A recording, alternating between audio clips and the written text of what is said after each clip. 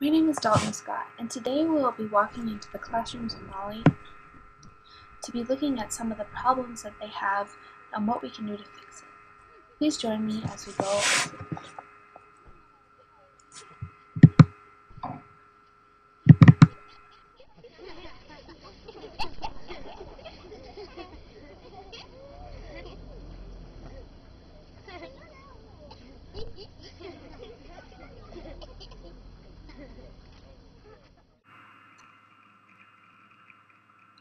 So as you can see, as we move into the western part of Africa, there is a country called Mali, and most of the inhabitants of Mali, as you will soon see if we zoom in here, are located around the Niger River.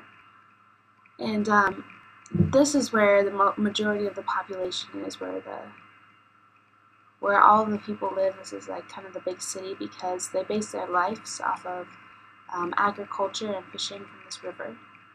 But one of the problems is that the schools are all located in the urban areas, and so it's impossible for kids in the rural areas who need to go to school to get to the urban areas because most people in Mali do not have cars. There's only one railroad. They don't really rely on a lot of public transportation in the rural areas, and so these kids outside of here are left with no schooling. And even the schools, the few that are in the rural areas, the teachers are very low quality, so it's hard for parents to see, why would I send my kids to school? What's the benefit of it? It's not benefiting them in any way.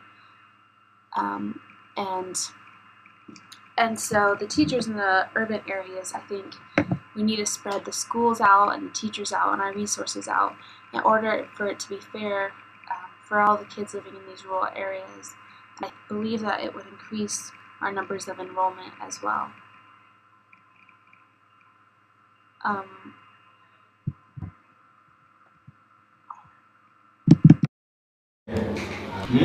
Proprio di savon. Oui, Youssouf.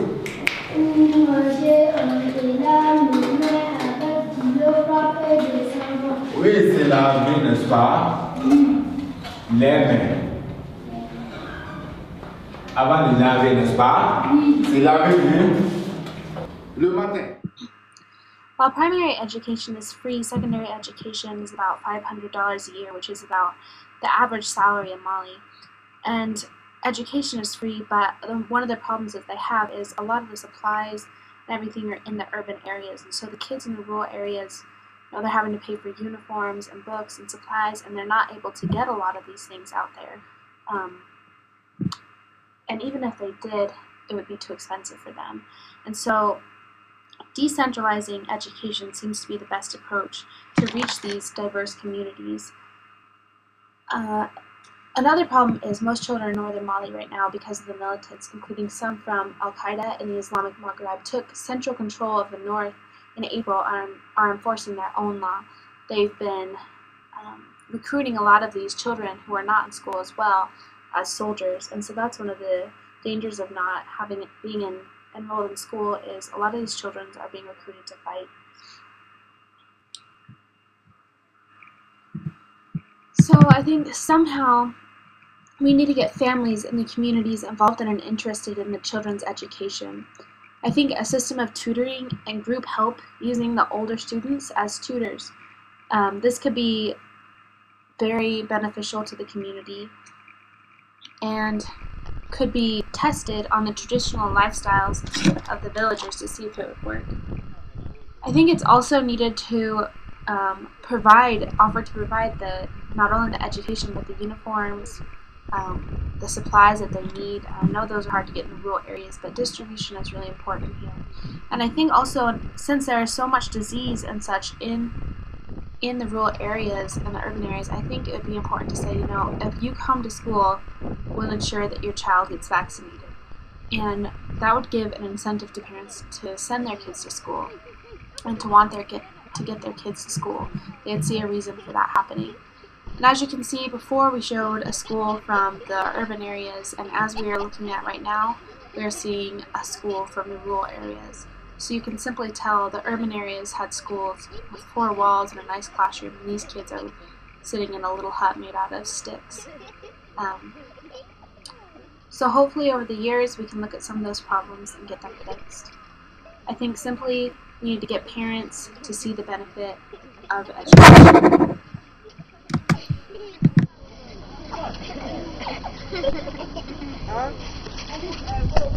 Bye.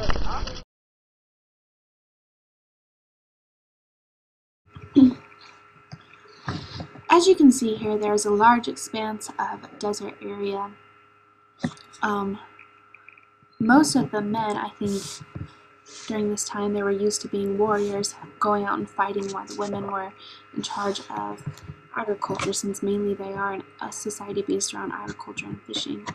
And I think men, because they were going out and fighting these battles, they felt that they were in charge, that they were the superior ones.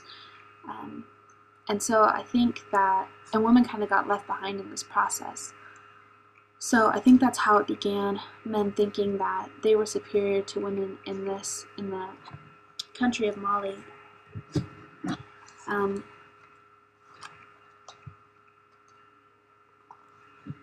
Also, I think it's so hard to change the society because women are used to living a traditional lifestyle. Mali lives a traditional way of life, and they believe in family life. The mother's role is to marry a man and stay home and cook dinner, do the chores, while the men are out either relaxing or helping with the agriculture. But a woman marrying a man, that is her identity, that is her status in a society. And so that's why equality in Mali is so hard to change, because women feel that that is an honor to be that. It's an honor to be a mother and a wife, and that is their source of status. So it's almost impossible to change that in Mali. Also, from a young age, the parents are going out and working, and so the girls of the household are in charge of taking care of the younger brothers and sisters, which people in Mali don't really practice any kind of birth control or safe sex, and so they have these large families, and so girls are not able to go off and get an education because they have to stay home, help the mother with the chores, help the mother with the family, and so it's very difficult for them to do that. And so that's why a lot of girls are not allowed in school, or it's just not traditional for girls to attend school because of those reasons.